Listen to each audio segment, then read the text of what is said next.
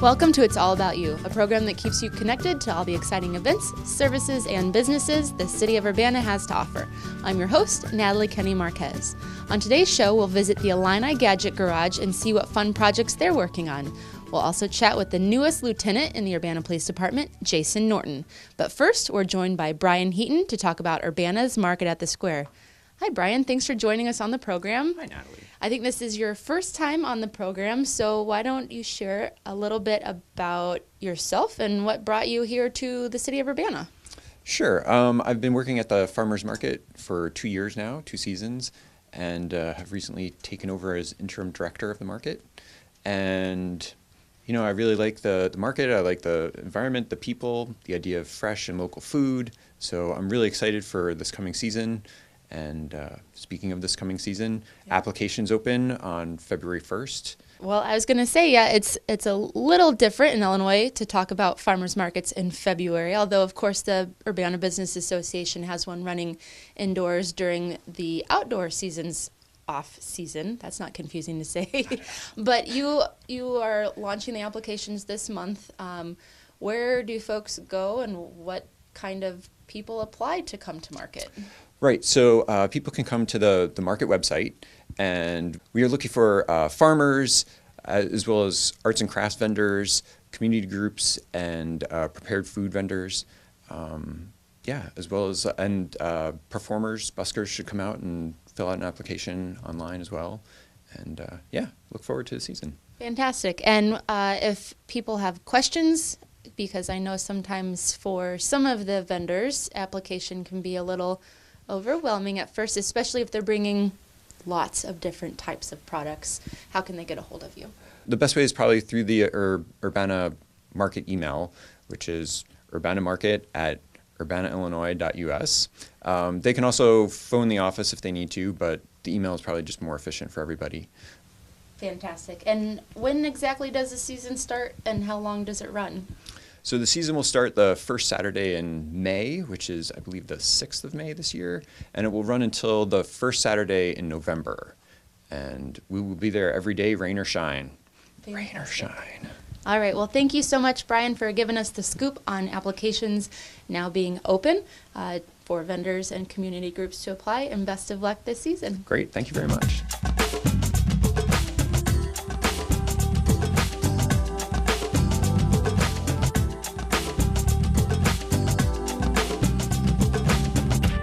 And we're back with It's All About You, and we are joined today by Lieutenant Jason Norton. Thank you for being on the program. Thank you for having me. So I think this is your first time on the program, and with our new guests, I always like to learn a little bit about you and what brought you to the city of Urbana. So give us the scoop. Sure. Well, I was in the Marine Corps, and I was getting out of the Marine Corps in '95, and I was married to a woman that lived around here, and obviously we came back here and started a household, and I got a job at the sheriff's office working in the jail. And then that just progressed into testing for all the departments, and I got hired for Urbana to work here. And since you've been with the department for how long now? 19 years. 19 years. You have worked your way up to within the department to the position and the role that you are at now, which is lieutenant. Tell us about that role and what that means.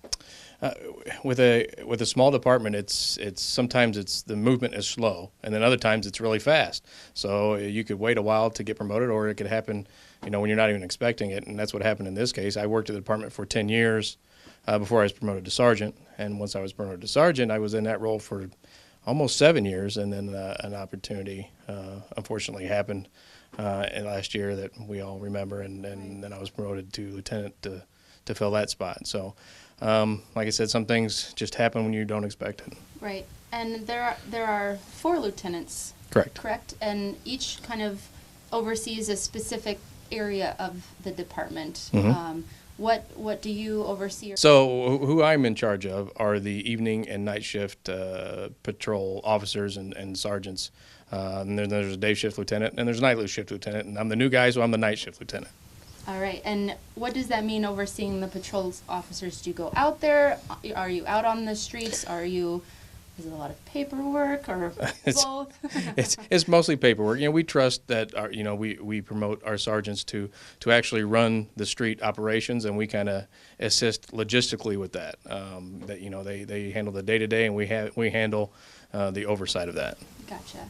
And I'm guessing, being a part of the department for so long, you've had the opportunity to participate in various trainings and activities, maybe special assignments. What has been some of your favorite activities that you've been able to be a part of? So in the realm of police, there are several different paths you can go down. You can be an investigator. You can look into that may be your thing. You might like to investigate crime. You can be in street crimes, or you like to investigate drug activity. I took the tactical path, where I went down a SWAT operator. I was a SWAT operator basically 2 years after I came on. Went in the role of being a sniper, then sniper team leader, then team leader in SWAT, and now after I got promoted, now I'm the team commander of the SWAT team. So I kind of chose a tactical role and developed training for them, running that team, and those are types of things that I like to do. But there's other opportunities for everybody. This is just the path that I took. And is the SWAT team specific to Urbana, or is it a collaborative, community-wide effort? So originally, Urbana did have their own, I would almost say, SWAT squad. Okay. Not actually a team, but a squad. And then I believe they joined up with Champaign County, and U of I joined in, and then Rantoul joined in. So now it's those four agencies plus Rantoul and Parkland Police that makes up the Metro SWAT unit. So 6 different agencies make up that unit, and we serve basically everybody outside of the city of Champaign. Gotcha. So there are a lot of opportunities for collaboration and a necessity to collaborate, especially in this area. Absolutely. Well, this area is unique because there's basically six large departments or major departments in the area, and everybody has to work together, especially like in Champaign, Urbana, sister cities.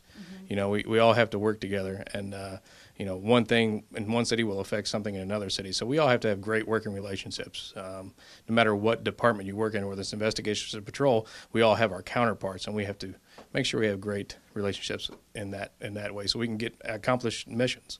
And speaking of accomplishing things, we're in the new year. We're already in the new year, in the month of February. What are some of your goals, or I don't want to say resolutions. I think that's kind of a cliche word, because kind of fall off the radar. People forget about them, yeah. But what are some of the things that you would like to accomplish in this newer role for you as we move along this year? Well, I think that going forward, it's not only my goal, but I think the goals of my coworkers, lieutenant and command staff here, is to get back to making sure that the police department is a good place to be for the officers. I believe, I truly believe that if you take care of the guys, driving the blue cars, they will take care and make sure everything else is done right. So we give them training, education, give them what they need, and in turn, they do a better job for the city. So that's one of our major goals moving forward, at least mine anyway. Moving forward is to make sure that we kind of have that shift where let's take care of our own so they can take care of everybody else. Well, thank you so much for taking care of the community and for your service, for your 19 plus years of service here, and look forward to a great year, and thank you, Urbana Police Department.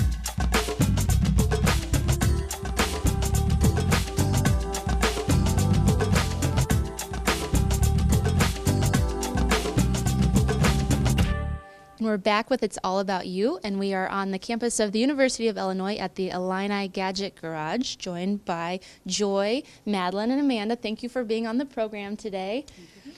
So I first learned about your program through some sustainability efforts and an email that I received, and I was instantly super interested in what you're doing. So thanks for having us out here today, and I'd love to learn more about what your role is here and what you do here. So we'll start with you. Okay. Well, I am a sustainability specialist at the Illinois Sustainable Technology Center. I work on zero waste initiatives and various projects throughout the state. And so the Illini Gadget Garage is coordinated by the Illinois Sustainable Technology Center, and I'm the project coordinator.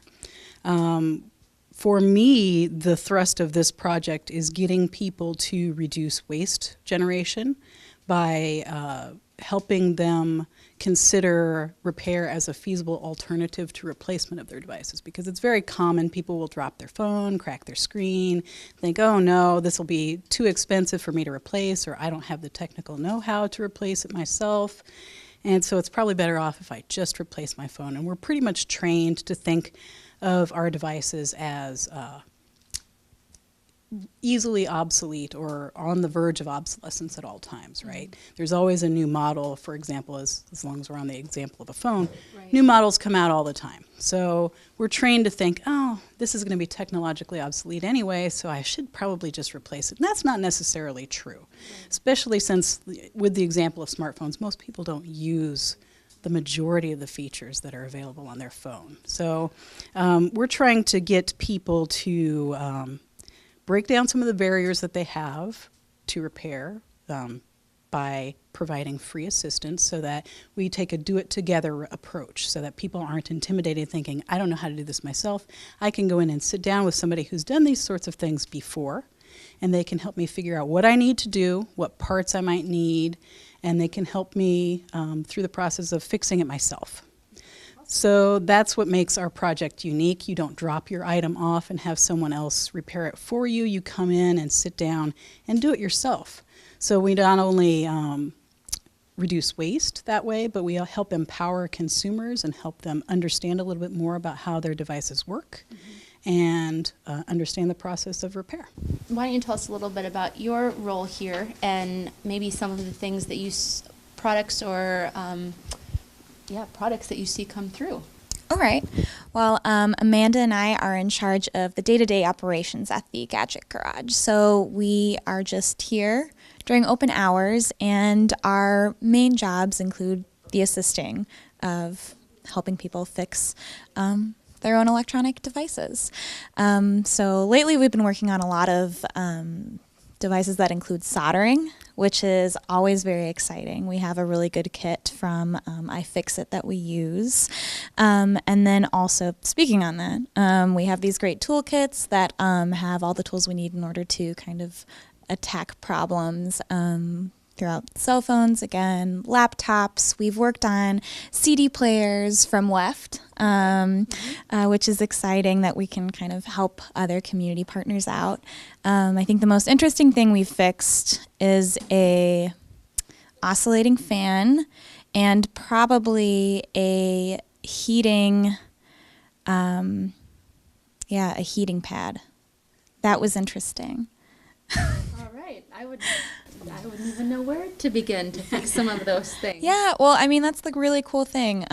You can find repair manuals online, and also, again, iFixit.com. They have a community-generated Fix-It resource. Okay. So you just kind of put in what device you have, and they have someone from the community or maybe someone from their company who just does a step-by-step with pictures, with very great directions, and also places where other people can just comment like, hey, you know what, this thing didn't work exactly. Here's something you can improve upon.